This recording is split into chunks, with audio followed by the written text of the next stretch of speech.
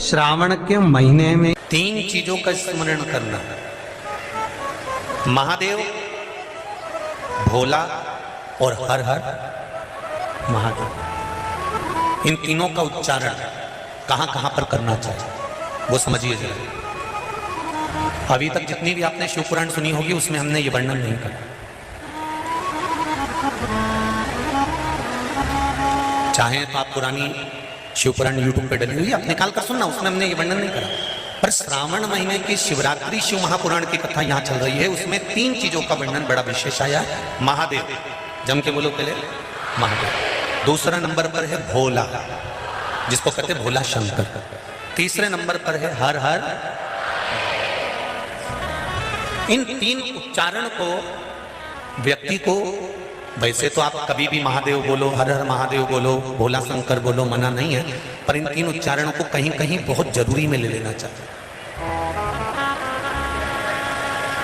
पहला, जब आप किसी कार्य के लिए आगे बढ़ रहे हो और वो कार्य हो ही नहीं रहा, बहुत प्रयास कर लिया आपने और वो काम हो ही नहीं रहा, अथक प्रयास कर कर थक गए, तब घर से जब निकलो तो एक विचार कर कर निकला, मुख से कहकर निकलना कि आज मैं इस कार्य के लिए जा रहा हूं और मेरे साथ मेरा महादेव जा रहा है। कौन जा रहा है? महादेव जा रहा है। वापिस आओगे, ज्यादा से ज्यादा ये होगा 15 दिन, 20 दिन, 25 दिन, 30 दिन लगेंगे। जो कार्य कर कर आए हो उसका रिजल्ट आपके पक्ष में जरूर आएगा, क्योंकि महादेव को आप साथ लेकर जाते हैं।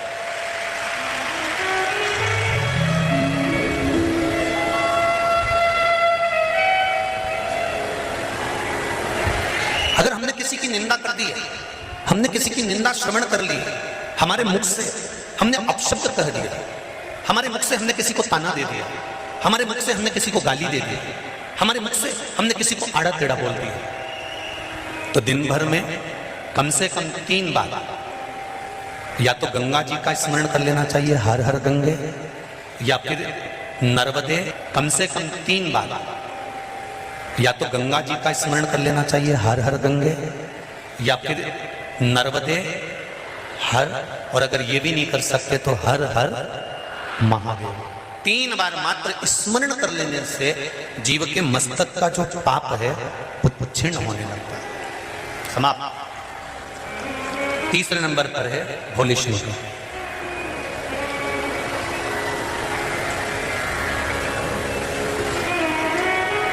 बहुत तेज क्रोध आ रहा,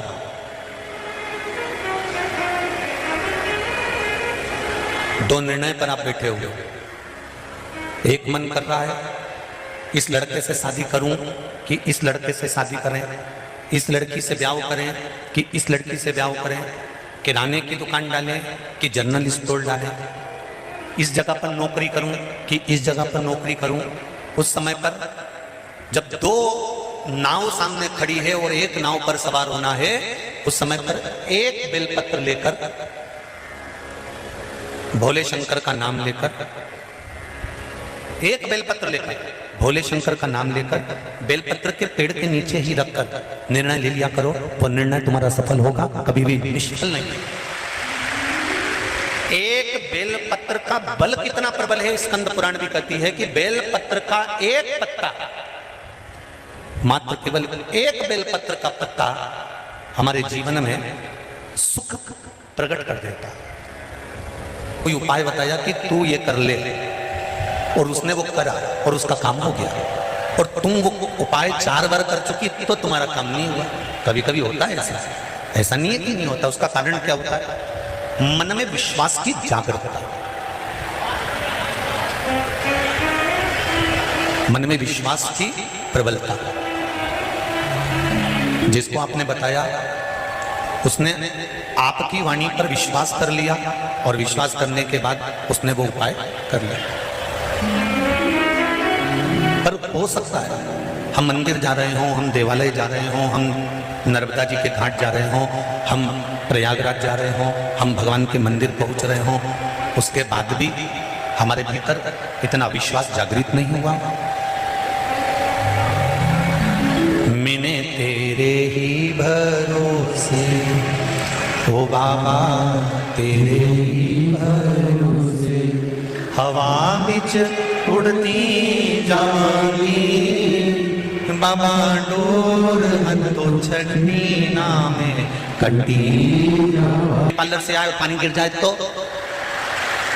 तो जैसी थी वैसी की वैसी हो जाए। तो शादी ब्याह की सावन में भगवान शंकर कहते हैं कि सावन में मैं इतना पानी इसलिए गिराता हूं कि तेरे भीतर जो विश्वास है, तेरे भीतर जो भक्ति है वो सम्मुख है। तू जैसा है वैसे ही है, उसमें कुछ बदलने की जरूरत नहीं।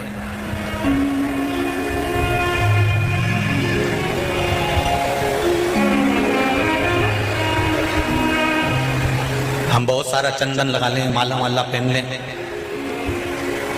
और शंकर जी के बहुत बड़े भगत बन के बैठ जाएं तो भगवान शंकर कहते हैं ऐसे भगत बनने से कुछ नहीं होगा। शंकर भगवान की कथा कहती है, तू तेरे घर से निकल कर आ, विश्वास लेकर चल, एक लोटा जल तेरे घर से जब तू लेकर चले तो ये विश्वास लेकर चलना कि मेरे घर की पूरी टेंशन, पूरी चिंता, पूरी समस्या, पूरा दुख मैं बाबा को समर्पित करने के लिए जा रही हूं, उसका है तो उसको देने के लिए।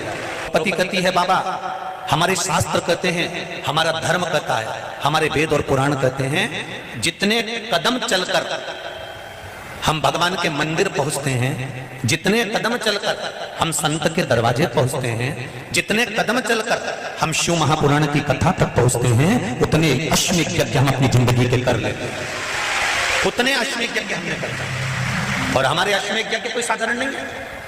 भोजन करने के लिए और मंदिर का घंटा बज गया। मेरी माताओं, मेरी जीजियों, मेरे भाई, एक बात का स्मरण रहे, हम प्रतिदिन जब एक लोटा जल लेकर शंकर जी के मंदिर में जाते हैं ना चढ़ाने के लिए, तो हम भगवान शंकर के दरवाजे जाते जाते ना जाने कितने अश्वमेध यज्ञ का पुण्य अपने हाथ में लेकर इकट्ठा कर लेते हैं। ना जाने कितना पुण्य, ना जाने कितना आनंद